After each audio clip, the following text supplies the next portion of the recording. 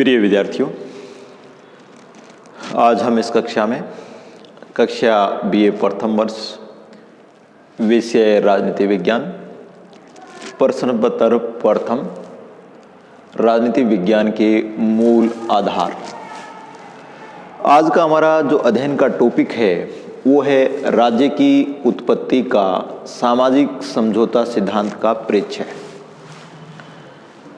राज्य की उत्पत्ति को स्पष्ट करने के लिए, राज्य की उत्पत्ति की व्याख्या करने के लिए हम विभिन्न सिद्धांतों को पढ़ते रहे हैं, जिसमें देवीय उत्पत्ति का सिद्धांत, मातृस्थात्मक सिद्धांत, पितृस्थात्मक सिद्धांत, शक्ति सिद्धांत, सामाजिक समझौता सिद्धांत, विकासवादी सिद्धांत और राज्य की उत्पत्ति का मार्क्सवादी सिद्धांत। ये विभिन्न प्रकार के सिद्धांत हैं।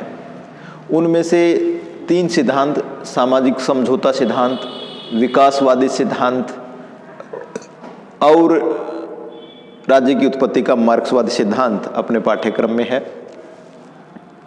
तो आज हम सबसे पहले सामाजिक समझौता सिद्धांत की चर्चा करने वाले हैं। सामाजिक समझौता सिद्धांत है क्या?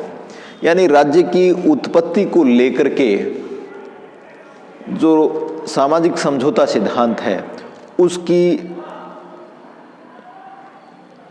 पृष्ठभूमि के बारे में चर्चा करने वाले हैं। सामाजिक समझौता सिद्धांत के परिचय के बारे में चर्चा करने वाले हैं। 17वीं 18वीं सदी की राजनीतिक विचारधारा में सामाजिक समझौता सिद्धांत का बोलबाला था। सामाजिक समझौता सिद्धांत प्रचलित था। सामाजिक समझौता सिद्धांत इस बात पर बल देता है कि राज्य हमेशा से बनी हुई संस्था नहीं है। एक समय ऐसा था जो राज्य से पहले का युग था। दूसरा है राज्य के बाद का युग, यानी राज्य नामक संस्था का जन्म या राज्य नामक संस्था की उत्पत्ति से पहले का समय और राज्य की उत्पत्ति के बाद का समय। इस दृष्टि से हम ये मानते हैं कि सामाजिक समझौता सिद्धांत के अनुसार समाज के विभिन्न व्यक्तियों ने एक दूसरे से सामाजिक समझौता किया और उस समझौते के परिणाम स्वरूप राज्य का निर्माण हुआ, राज्य बना, राज्य का जन्म हुआ, राज्य की उत्पत्ति हुई।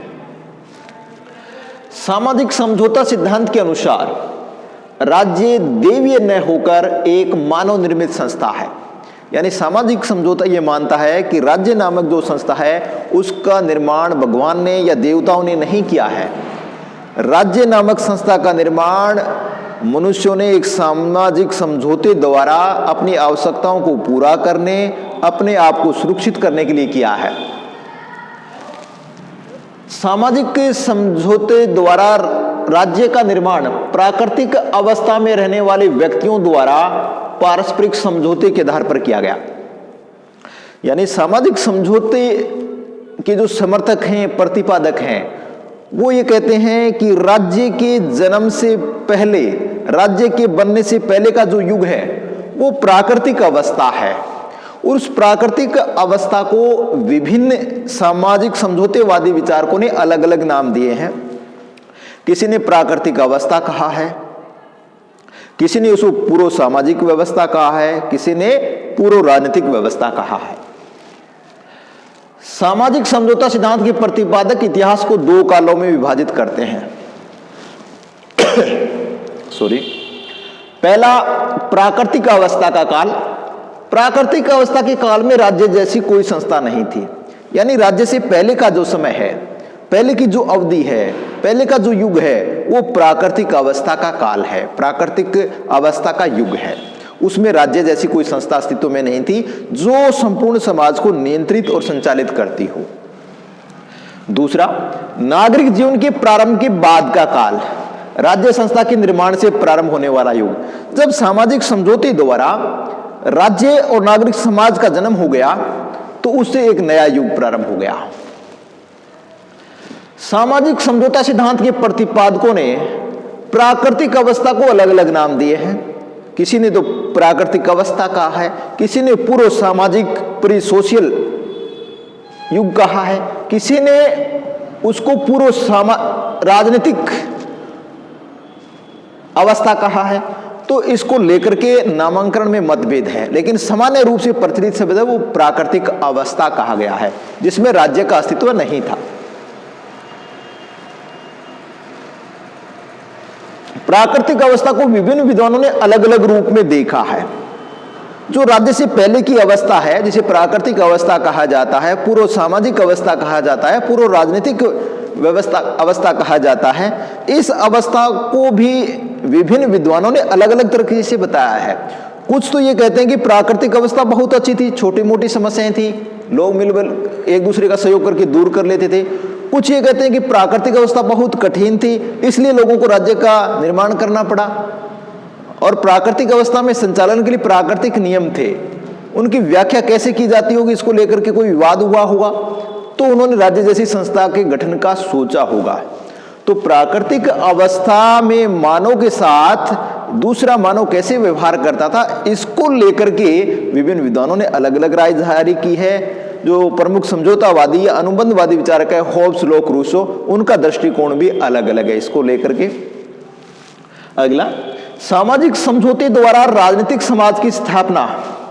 जब प्राकृतिक अवस्था में कोई समस्या आई मनुष्यों के सामने, तो उन समस्या को दूर करने के लिए सोचा कि हमें एक समझौता करना चाहिए, और समझौते के परिणाम स्वरूप राज्य का निर्माण हुआ। इस समझौते के कारण प्रत्येक व्यक्ति की प्राकृतिक स्वतंत्रता आंशिक रूप से या पूर्ण रूप से समाप्त हो गई, लुप्त हो गई, और उसने राज्य के रूप में एक ऐसी संस्था पाई जिसने सुरक्षा का वचन दिया नागरिकों को। जो सामाजिक अवस्था है जिसमें राज्य का अस्तित्व हो गया, और उससे पहले की अवस्था है उसमें थोड़ा अंतर है। पहले वाली व्यवस्था में एक व्यक्ति दूसरे व्यक्ति के साथ स्वतंत्रता पूर्वक व्यवहार कर सकता था, उसको किसी भी प्रकार के नियंत्रण वाली संस्था नहीं थी। लेकिन जब राज्य का जन्म हो गया तो उस प्राकृतिक अवस्था के मनुष्य की स्वतंत्रता समाप्त हो गई, और वो अब राज्य के अधीन हो गया, नागरिक समाज के अधीन हो गया।